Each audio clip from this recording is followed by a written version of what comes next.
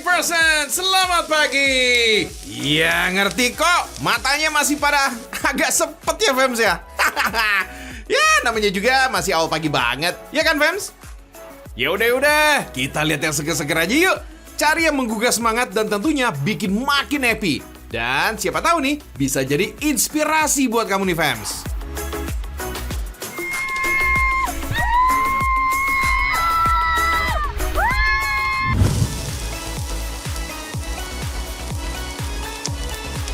Mana nih suaranya pecinta seafood? Ayo merapat.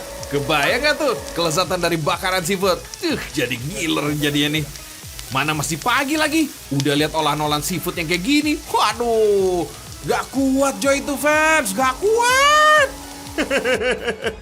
Nah, buat kamu yang suka kulineran seafood, ini wajib cobain ya kalau lagi ke Banyuwangi, Jawa Timur. Nah, olahan seafood ini nih di sini punya beraneka macam bumbu. Enak, lezat, dan yang terpenting nih, murah banget harganya Fems. Namanya Fish Market Mandar Fems. Lokasinya ada di Kampung Mandar, Banyuwangi, Jawa Timur.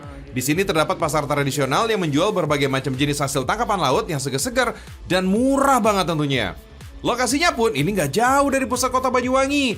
Hanya 10 menit aja, kita bisa memilih langsung nih aneka jenis bahan seafoodnya Fems. Mau ikan, kerang, cumi, udang, dan kepiting ada. Dan pastinya segar-segar banget. Namanya juga pasar kan Fems? Tentunya masih bisa tawar-menawar nih untuk harganya. Tinggal kemampuan kamu aja nih untuk mendapatkan harga yang lebih murah. Bisa nggak? Tempat ini juga disebut wisata kampung kuliner loh. Kok bisa ya Fems ya? Kampung Mandar itu kan kampung nelayan. Jadi di mana memang hasil dari ikan kami itu cukup banyak dan melimpah dalam setiap harinya. Nah, jadi kita mendirikan yaitu namanya kampung kuliner. Kulinernya untuk yang khusus untuk seafoodnya. Nih, kita kasih tahu ya. Untuk harga ikan rata-rata Rp12.000 per onsnya. Ini semua tergantung jenis ikannya nih Fems. Lalu, kerang Rp10.000 per ons. Cumi dan udang Rp10.000 per ons. Kepiting Rp22.000 per ons. Murah kan? Kapan lagi coba bisa menikmati jenis aneka seafood dengan harga yang murah? Lalu, kalau cuma beli cumi, udang, dan kerang, pastikan berapa orang yang akan mengkonsumsinya. Karena bisa disesuaikan dengan banyaknya kok. Dan kita nggak perlu capek-capek nih untuk membersihkan atau memasaknya Fems. Karena biaya harganya per ons ini udah termasuk dengan harga membersihkan dan memasaknya. Asik kan tuh? Wah, murah banget kan tuh Fems? Udah gitu, ada berbagai macam bumbu serta mau dimasak bagaimana. Mau dibakar, goreng, steam, tinggal request aja Fems. Oh iya Fems, semua hasil tangkapan laut yang dijual ini langsung diterima dari nelayan yang melaut dan bersandar di area sekitar Kampung Mandar ini Fems. Para nelayannya pun ya masyarakat suku Mandar Fems. Mereka memang dikenal sebagai pelaut ulung, meski pendatang tapi keberadaannya banyak juga loh di sini. Bahkan kampung ini sampai ada disebut Kampung Mandar loh. Aroma bumbu saat lagi dibakar ini emang wangi banget Fems. Bikin makin lapar nih ya, gegar aromanya. Proses pembakarannya pun ini nggak makan waktu lama kok. Paling kurang lebih 30 menit udah jadi Fems. Ini tergantung banyaknya belanjaan kamu ya. Fish Market Mandar ini buka dari jam 4 sore sampai jam 10 malam Fems. Cocok banget nih untuk bersantap malam. Lalu gak usah khawatir tentang pemasakannya. Karena ada beberapa warung yang diperuntukkan untuk mengolahnya. Warungnya pun ini ditentukan dari kasir Fems. Jadi, mana yang kosong, langsung diserahkan ke warung tersebut untuk mengolahnya. Untuk rasa, jangan takut, sama semua kok. Karena di Fish Market Mandar ini menggunakan sistem satu pintu, di mana beli dan mengolahnya di satu tempat pembayaran.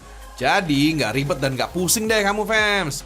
Oh iya, Fems, ternyata di balik ke Fish Market Mandar ini, ada sejarah yang panjang loh, sampai tempat ini dijadikan tempat wisata kampung kuliner di Banyuwangi. Penasaran kan, Fems?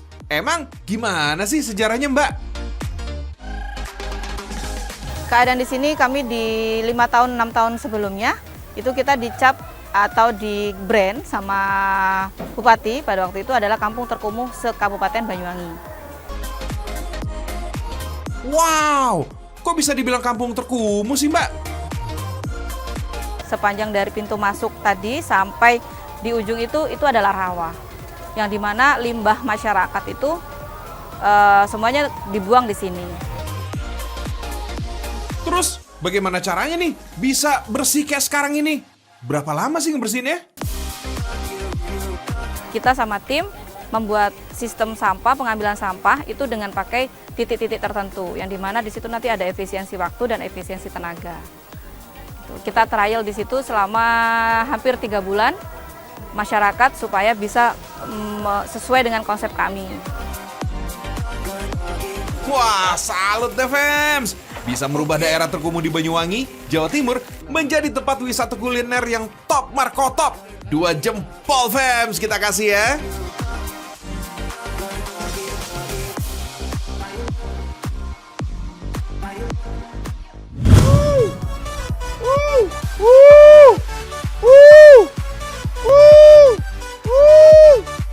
Wih, pagi-pagi ngapain sih kok pakai teriak-teriak segala?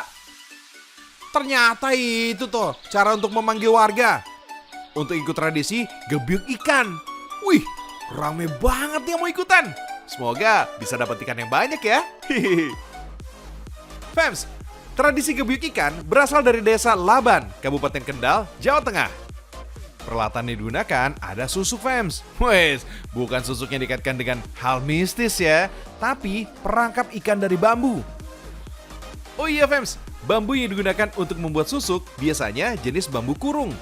Jumlahnya juga harus ganjil, dinamakan bambu kurung karena alat ini mirip dengan kurungan ayam, dengan ukuran yang lebih ramping dan panjang. Ada yang unik nih saat menangkap ikan. Syarat agar susuk awet dan bisa mendapatkan banyak ikan, pemiliknya harus menyertakan perhiasan istrinya ke dalam susuk Fems.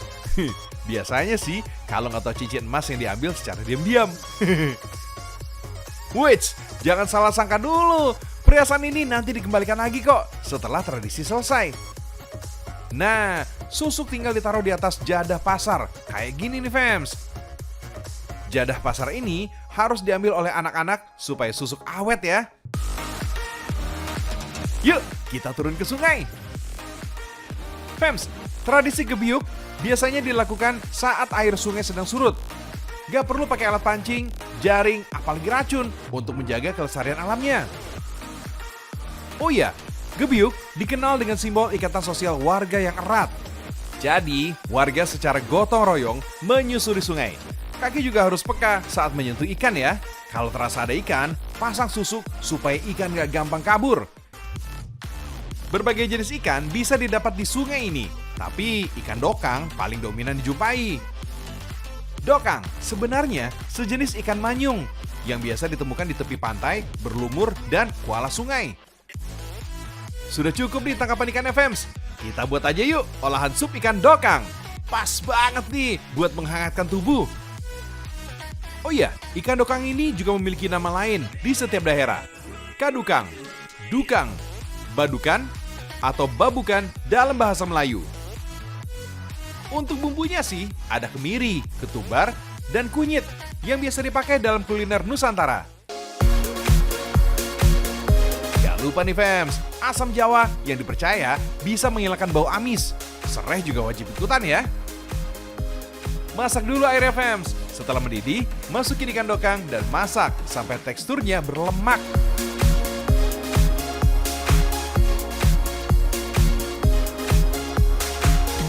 Lalu, masukkan tomat dan bumbu halus.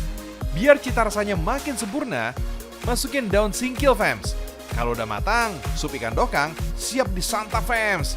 Rasanya luar biasa nikmat. Daging ikan dokang gak bau amis sama sekali. Cita rasanya kayak rempah. Wah, pas banget nih disantap bersama setelah tradisi gebyuk. Wah, enaknya pol.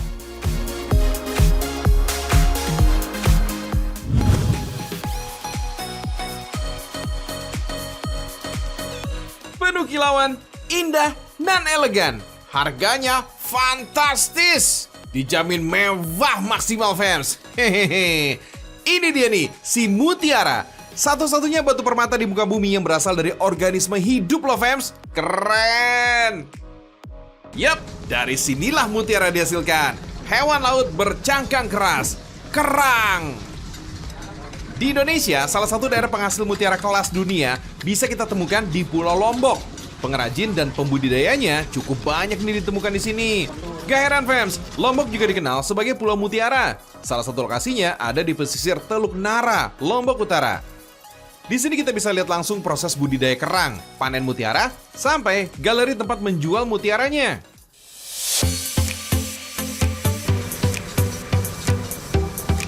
Jenis kerang mutiara yang dibudidaya ini bernama Pinctada maxima. Spesies kerang ini hidup di Laut Selatan dan asli Indonesia loh fams. Kerang Pinctada maxima bisa berkembang sampai punya ukuran paling besar di antara spesies-spesies kerang lainnya fams. Walau jadi spesies terbesar, pada tahu nggak kalau ukuran bayi kerang itu kecil banget fams. Tapi kalau dilihat pakai mikroskop, baru kelihatan deh tuh wujud larva kerang yang lagi berenang-renang. Yap, ini dia nih. Tahap pertama dalam proses budidaya kerang mutiara adalah melakukan ternak kerangnya sendiri. Percaya nggak? Dalam satu ember ini bisa berisikan sekitar 28 juta larva kerang. Wih, banyak banget kan?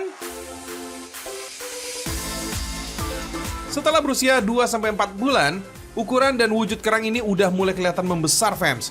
Siap untuk dipindahkan ke laut lepas.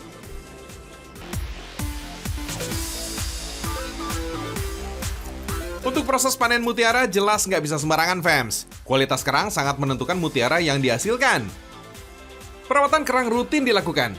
Setiap 1 bulan sekali, kerang dibersihkan dari parasit, rumput laut, sampai karang-karang kecil yang menempel di tubuh kerang seperti ini. Baru deh, kembali dipindahkan ke laut lepas.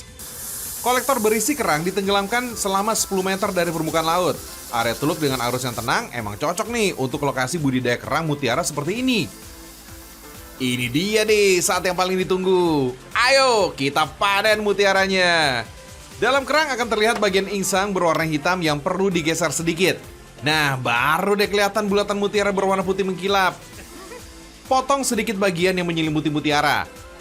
Dan tara, ini dia mutiaranya. Fresh from the oyster. Hehehe. Emang sih gak butuh waktu lama, tapi jelas butuh ketelitian dan pengalaman untuk bisa mengambil mutiara dari dalam kerang kayak gini. Bukan karat, apalagi berat gramnya fams. Beda dengan emas. Penentuan harga setiap mutiara ini punya standar tersendiri. Kalau di sini, buat nentuin kualitas mutiara Laut Selatan bisa dengan cara 5S. S pertama, shine atau kilauannya. Semakin bercahaya kilauannya, makin tentu harga mutiara ini juga semakin mahal. S kedua, surface atau permukaannya. Semakin mulus permukaan mutiara, kualitasnya semakin unggul.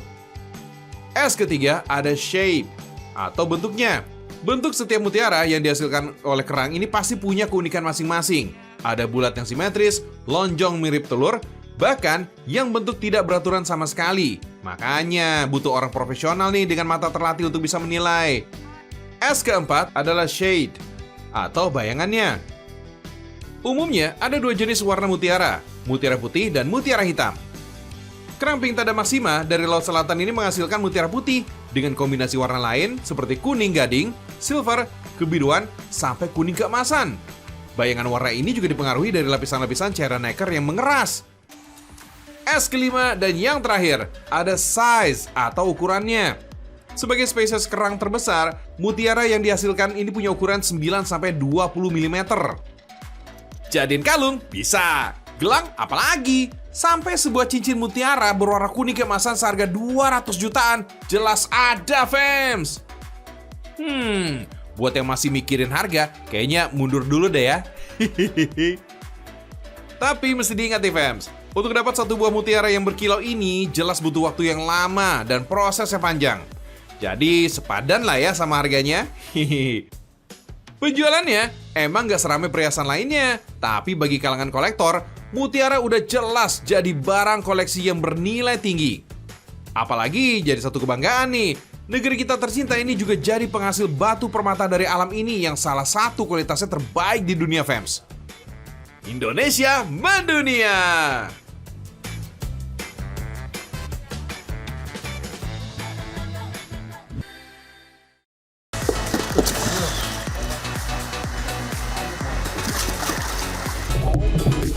Ini dia fams, peternakan ikan koi terbesar di Indonesia. Namanya Koi Damiri Farm. Gak tanggung-tanggung loh, kolamnya ada 20 buah. Dengan total luas peternakan sekitar 2 hektar. Atau setara dengan 2 lapangan bola. Oh my, wow, gede banget ya. Fams, peternakan koi di sini lokasinya ada di Kampung Sadamaya, Desa Petei, Condong, Kecamatan Cibeber, Kabupaten Cianjur, Jawa Barat. Bukan cuma menang luasnya aja, ikan koi yang dibudidaya di sini juga disebut terbaik di tanah air. Gimana enggak, Fams? Koi jenis susui ini misalnya, belum lama ini berhasil menyabet gelar Grand Champion pada All Indonesia Combined Koi Show. Tah, iya, hade pisan. Kualitas ikan koi di sini gak main-main. Hampir semuanya bisa ikut serta dalam perlombaan. Mulai dari body, warna, dan kemulusan ikan dijamin unggulan, Fams. So, jangan heran ya kalau koleksi piala dan trofinya banyak banget nih. Jangan tanya jumlahnya, satu lemari ini aja udah penuh nih, Fams. Bagi penghobi ikan koi di tanah air, nama koi Damiri Farm pasti udah gak asing lagi nih. Mereka biasa mencari koi berkualitas di sini. Mulai dari Ashagi, si kuning Karashi, si merah putih hitam Showa, si kuning hitam Utsuri, sampai si merah putih Kohaku. Semuanya bersih dan mulus. Bodinya proporsional dan kulitnya juga cerah.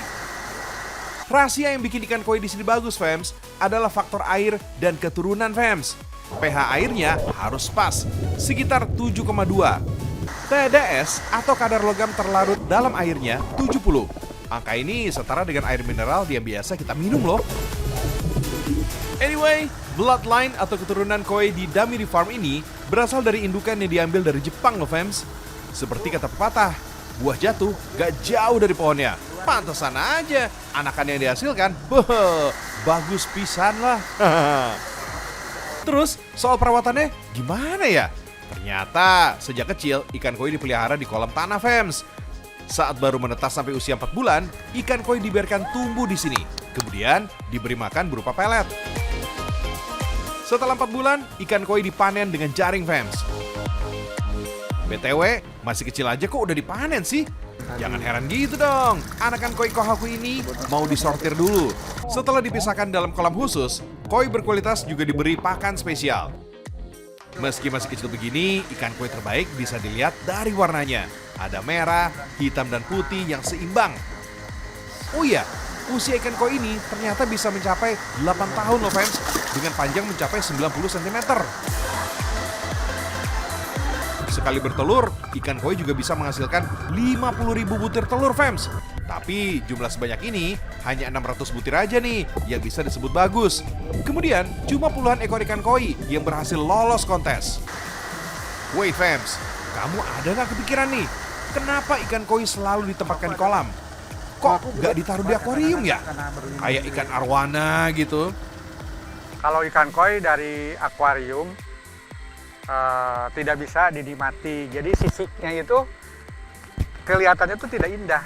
Jadi kalau di atas itu semakin besar ikannya, itu ringnya tuh kerapihannya, apanya gitu kan. Itu enak dipandangnya, ada polanya gitu. Jadi ikan top view ya istilahnya ya. Kalau semacam arwana kayak gitu, Oscar, lohan, itu dilihat dari samping. Dia enak dilihat dari samping gitu.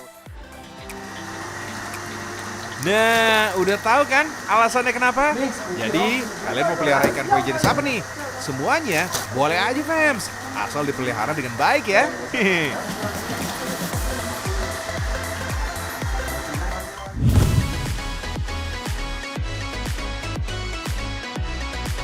Buat pecinta makanan laut, yang satu ini gak kalah nikmat nih. Di balik cangkang yang keras tersembunyi cita rasa seafood yang nikmat tiada tara. Dagingnya tebal, teksturnya garing, dan rasanya yang manis. Yummy! Ini dia nih, si lobster. Jadi salah satu seafood yang identik dengan kemewahan. Ada rekomendasi nih, Fams, buat menu lobster yang dipadu sama masakan ala Italia. Delicioso numero uno ma menos. Hehehe. Good afternoon, everybody. My name is Maurizio. Maurizio Cammarotto, Chef Lotus. Lotus Restaurant in Senghigi, Pasar Seni di Pantai. This lobster, this is all material that I use today, is linguine alla Maurizio with the lobster. Dan bumbu rempah untuk penyedap lainnya ada pink salt alias garam pink, lada hitam, merica, dan minyak zaitun. Cara potong lobster yang benar ini dimulai dari bagian tengah badannya ke bagian ekor terlebih dahulu. Lanjut nih, belah bagian kepala lobster sampai menjadi 2 bagian. Pastikan pakai ukuran pisau yang tepat dan tajam ya. Lalu bersihkan deh daging lobster dengan air yang mengalir. Lobster bakal ditumis bersama minyak zaitun dan bawang putih. Ada tambahan juga nih sama kuah kaldu dari sayur-sayuran ini.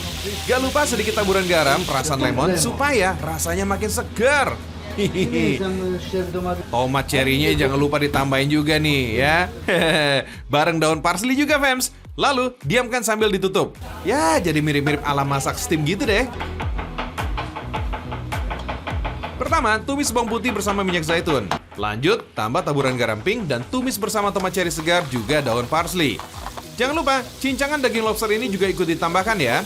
Perpaduan rasa asam yang segar dari tomat cherry dan segarnya daging lobster bikin sos linguine khas Italia ini jadi lebih gurih pastinya. Yummy! Trik rahasia dari Chef Maurizio ini, saus yang dimasak ini bakal dicampur bersama steam lobster tadi, fams. Wah, campur-mencampur bahan masakan kayak gini nih, jadi andalan masakan Italia ala Chef Maurizio nih, fams. Terakhir nih, sausnya bakal dimasak bareng pasta linguine-nya. Masak sebentar sampai tercampur rata. Nah, udah jadi nih, fams. Tips dari Chef Maurizio. Cara penyajian pasta yang benar dengan memutar pasta searah jarum jam kayak gini nih, fams. Jangan lupa sama lobsternya ya. Hehehe. Asik, ini dia nih, pasta linguine lobster ala Italia. Buon appetito! Ecco qua, queste sono le mie linguine alla lobster di Maurizio. Pronto per voi e buon appetito! Rasa sos Italia yang asam juga segar, ditambah sedikit rasa pedas khas Lombok, kasih cita rasa baru nih, khas lidah lokal. Gak lupa juga sama daging lobster yang dimasak steam. Dagingnya jadi lebih empuk, juga makin gurih loh, fams. Pokoknya, delicioso. Yang jadi kendala klasik bagi para pemburu lobster adalah harganya, fams. Terkadang harga yang mahal ini ngebikin para pecinta makanan yang satu ini harus mengurungkan niatnya. Yap, rata-rata lobster yang mahal ini didatangkan langsung dari luar negeri loh, fams. Duh. Wait, tapi tenang dulu. Ternyata udah banyak kok para pembudidaya lobster air laut di tanah air. Salah satunya bisa ditemuin di kampung perikanan budidaya lobster yang ada di Dusun Telong Elong, Lombok Timur, Provinsi Nusa Tenggara Barat. Telong Elong ini merupakan sentra budidaya lobster yang sangat potensial. Gimana enggak? Area teluk dengan air tenang jadi faktor penting yang sangat menentukan budidaya lobster air laut, fams. Sejauh mata memandang, berjajar keramba-keramba apung di sini nih. Kalau dihitung, totalnya ada lebih dari ribuan keramba yang mengapung di Telong Elong ini. Di keramba apung ini, para penduduk Telong Elong bermata pencarian sebagai pembudidaya lobster air laut.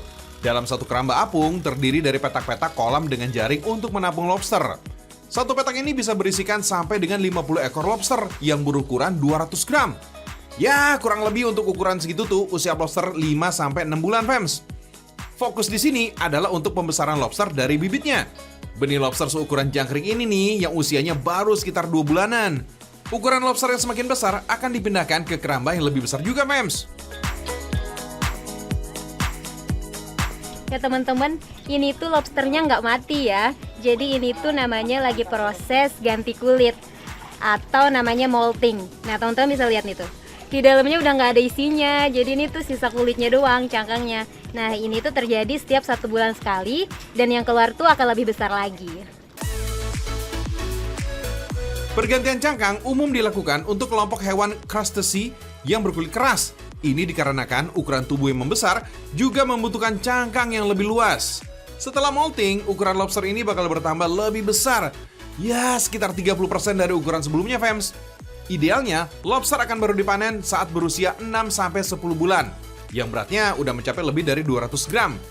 Emang sih, dibandingkan lobster air tawar, lobster air laut ini ukurannya jelas jauh lebih besar. Dan harganya juga yang paling mahal.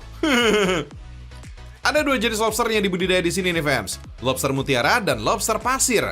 Lobster mutiara jadi yang paling menguntungkan. Nilai jualnya jadi yang paling tinggi nih dibanding jenis lobster lainnya.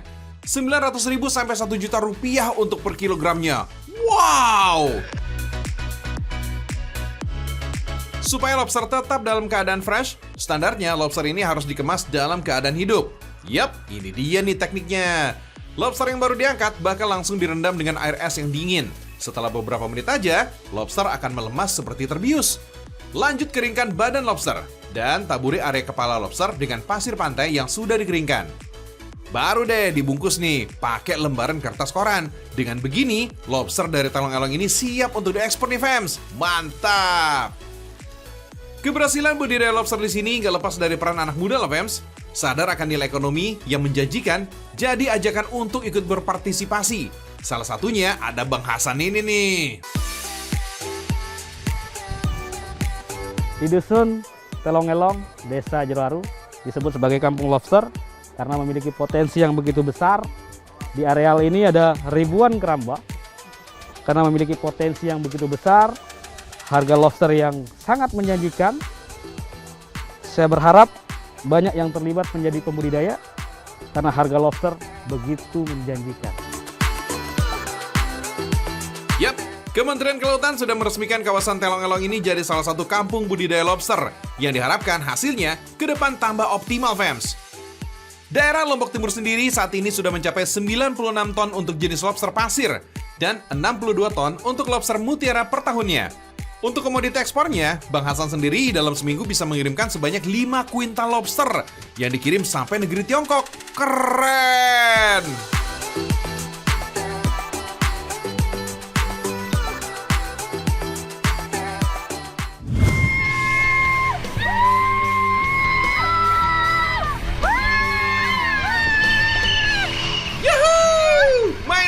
Emang gak ada duanya fans. Apalagi main airnya sambil memicu adrenalin juga. Wah seru banget kan tuh.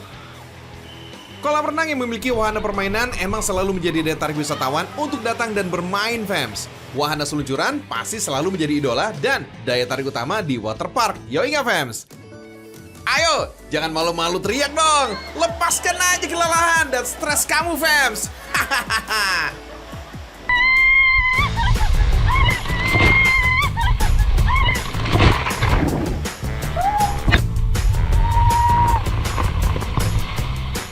Jadi fams, waterpark ini berlokasi di Deli Serdang, Sumatera Utara.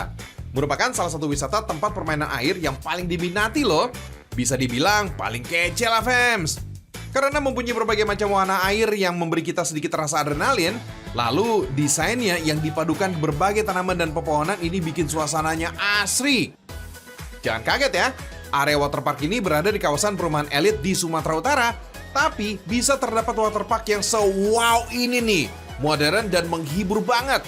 Tenang aja, semua wahananya aman alias safety banget. Nah, walaupun meluncur dari ketinggian dengan kecepatan yang cukup tinggi, kamu pasti terasa aman deh fams. Udah gitu, di setiap wahananya, baik itu di tempat start dan finishnya terdapat penjaganya kok. Mantul kan? Jangan lupa untuk berteriak ya saat bermain wahana seluncuran.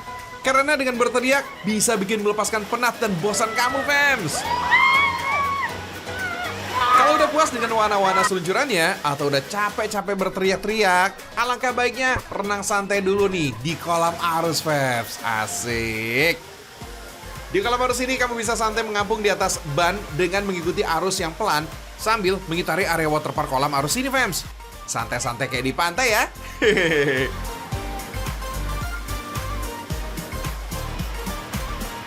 Masih belum puas? Kalian bisa mandi busa juga loh fams bersama pengunjung lainnya. Kayak bermain salju gitu kan fams? Mantul deh. Semua wahana ini bisa dinikmati sepuasnya sampai waktu waterpark ini berakhir. Cocok banget nih untuk kamu yang liburan di akhir pekan bersama keluarga dan sahabat kamu fams. Kalau udah capek bermain airnya, saatnya isi perut. Yoi gak? Joy aja sampai lapar nih nontonin kamu bermain air fams. Di waterpark ini juga terdapat makanan yang berala cafe gitu fams. Untuk menu-menunya dijamin mantul. Pasti cocok nih dengan lidah kita. Mantul pokoknya.